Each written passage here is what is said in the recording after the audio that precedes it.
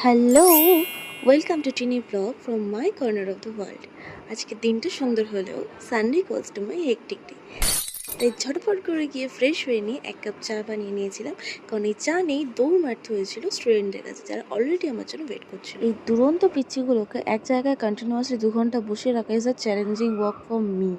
আর first batch শেষ করেই নিচে গেছিলাম, এই মনের দান ছিল সেটা ভাঙতে হবে। আর জানো, বদ্দিদির কাছে ছাড়া আর কোনো কিছুই হয় না, তাই বদ্দিদি সম্বল। শুধু চিৎকারটা একবার শোনো, প্রতিটা কাজ করানো হলো এক এক একটা যুদ্ধ।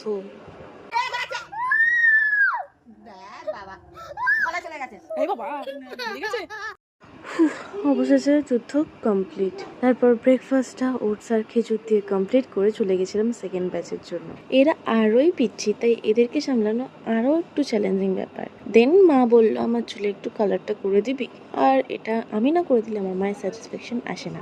তারপর ভাবলাম সারা সপ্তাহ তো নিজের উপর খেয়ালই রাখা হয় না, তাই আজকে একটু সেলফ কেয়ার করি। সেই জন্য একটা হেয়ার মাস্ক রেডি করেছিলাম, ওই ভাত সিদ্ধ, চাল ধোয়া জল, মধু আর পিওর নারকেল তেল দিয়ে। ইটস টু মেসি, বাট এর রেজাল্টটা কিন্তু অসাম ছিল, কারণ চুলটা ধোয়ার পরে প্রচণ্ড সফট লাগছিল। এই হাতে কি দেখি? জিলাপির ডাব্বা। একে নিয়ে আর কিছু খাওয়া হবে না। লাঞ্চের আগে কেউ জিলেপি খায়? সেই জন্য লুকিয়ে লুকিয়ে 10 বার দেখছে যে মা আসছে কিনা। লাঞ্চটা কোনো ক্রমে কমপ্লিট করে একটু রেস্ট নিয়ে করছিল নাচ প্র্যাকটিস, কারণ আজকে তো ক্লাস করানো আছে। তারপর ফার্স্ট ব্যাচটা কমপ্লিট করেছি, যেটা আর কোনো ক্লিপ নেওয়া হয়নি।